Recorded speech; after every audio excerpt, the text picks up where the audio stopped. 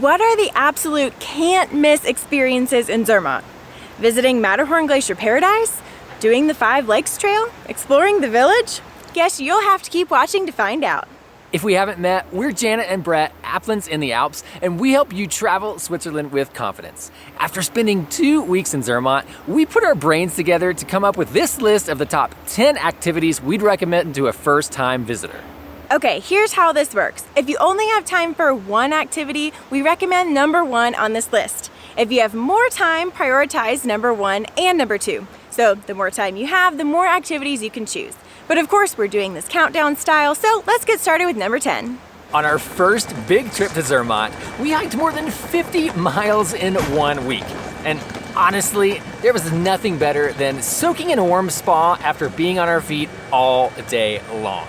Jana loves the relaxation benches and swimming pools, while I like to linger in the sauna. Most hotels in Zermatt have a spa for guests, but non-guests can often pay full day, half day, or hourly rates. Not to mention that this is the perfect activity for when the weather is less than ideal. By the way, if you're a major fan of spas, consider staying at the Rival Alp Resort, which has the highest spa in Europe. I'd love to stay there one day, and I know Jana would, but it's honestly just a little bit pricey for our tastes. You might be surprised to hear this since we live in the Swiss Alps, but my favorite kind of landscape is not a mountain, it's a gorge. And that's why number 9 on our list is Gorner Gorge, because I couldn't not include it. If you're looking for a cloudy day activity, head here. This was carved during the last ice age and left behind a deep chasm of green rocks and blue water. It's lined with walkways so you can admire the cliffs above and the river below. The Gorner Gorge is just a few minutes walk from the end of town, or we outline in our 3-day guide to Zermatt how you can pair this with a day enjoying Glacier Paradise and a few other nearby activities. You can also do a guided via ferrata through the gorge, which is high on my list for our next trip to Zermatt. When we were brainstorming our top 10 things to do in Zermatt, we had this random collection of unique ideas. We couldn't figure out what to call them, so we've just lumped them together as cultural experiences. You won't be able to miss Edelweiss growing in town or as potted plants in nearly every restaurant. There are daily concerts in the square throughout the summer with Alp horns, accordions, and yodelers, and the performers are often wearing traditional Swiss clothing too. Also during the summer, you can watch black-necked goats parade through the village every afternoon. If you're curious to learn about the history of mountaineering on the Matterhorn, pop into the small but really well-done Matterhorn Museum and the Climber Cemetery just behind the church. I know this one might seem a bit random, but it's pretty unique that you can stay in one place and see all of these things. We can't even see all of these on a regular basis from where we live in the Jungfrau region, although I wish we could. If you've done any research about Zermatt so far, then you have definitely heard about Matterhorn Glacier Paradise. A lot of you have asked us if we think it's worth visiting, and we have included pages of notes in our guide to help you decide if it's worth it for you. But number 7 is not about Matterhorn Glacier Paradise, it's about the Matterhorn Glacier Ride. This cable car between Trockensteg and Glacier Paradise is the highest 3S cableway in the world and delivers you to the highest cable car station in Europe. During this 9-minute journey, you get the most spectacular views as you ride right over the top of sparkling glaciers. We chose to pay extra for the crystal ride, which is where the exterior of the cabins are studded with Swarovski crystals and the floor is made of glass, giving you an even more impressive glimpse of the bright glaciers beneath you.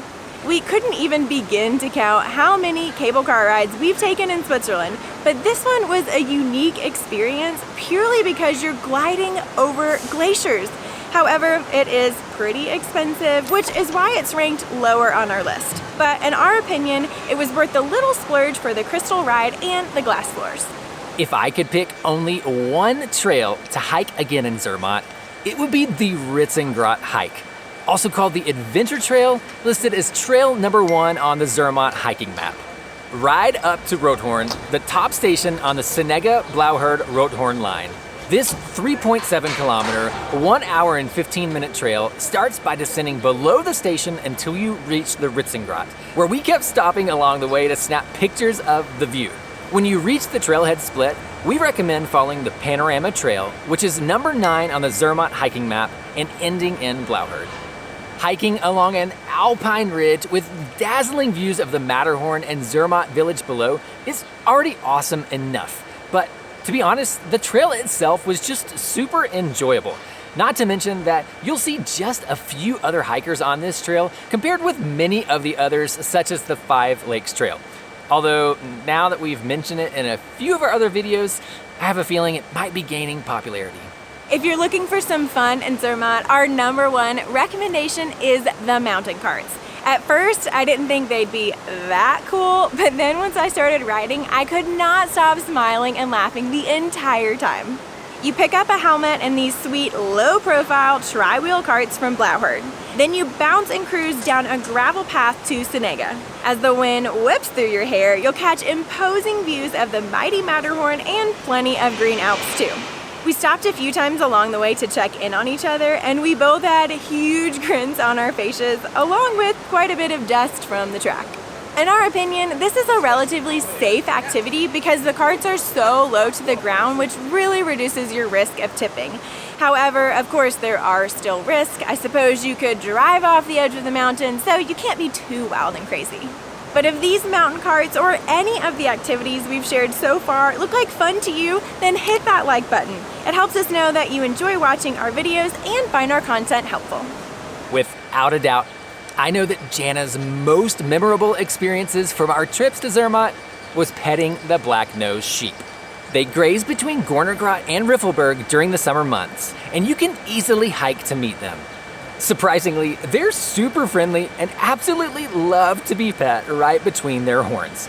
Last time we saw them, the shepherdess spoke English and was happy to answer our questions. In fact, she told us not to pet the youngest babies, otherwise they might follow us home along the trail. Jana would have loved that. And in case you're wondering, they can see through all that wool covering their eyes. Apparently, it helps keep the flies away. If you want to pet the famous black-nosed sheep on your trip to Zermatt, then you can use this map here to spot their live location. If you're like most tourists, then you're coming to Zermatt to see the Matterhorn. And lucky for you, you can see it from most places in the village on a clear day. However, there's something extra special about seeing the Matterhorn peak reflected in water. And there are at least 5 different lakes where you can see this on a clear day. 3 of the lakes on the Five Lakes Trail reflect the Matterhorn: Stellisee, Gringisee, and Leisee. You can also see the reflection in Riffelsee, the lake just below Gornergrat. And if you take the Matterhorn Glacier Trail between Trockenersteg and Schwarzsee, you can also experience this on the Theo du Gletschelsee. Amazingly, you don't have to complete an entire hike to get this watery Matterhorn view. Most of these lakes are just a 10 to 20 minute walk from a nearby transport station. And your best chance for calm winds and blue skies is first thing in the morning. And some of these destinations even offer special sunrise trips. I don't know about you, but we're foodies who have no problem splurging on an incredible meal while we're on vacation. And Findon is a cute hamlet that combines amazing food with Matterhorn views to create the perfect Zermatt experience. First, Findon is only accessible by walking or mountain biking. But once you get there, there are 5 high-quality restaurants worth visiting, a few of which have earned Michelin stars. Not only is the food unique and top-notch, but it comes at standard Swiss prices and with a backdrop of the Matterhorn from nearly every terrace seat. We like to make a progressive meal by starting with drinks at one spot, entrees at another restaurant, and ending somewhere else for dessert. And seriously, if there's any one place in Switzerland worth blowing your food budget, we think it's right here in Zermatt. If we only had one day in Zermatt and could only pick one activity, hands down, we would go to Gornergrat. The train ride offers 33 minutes of non-stop scenery, but the views from the top don't stop.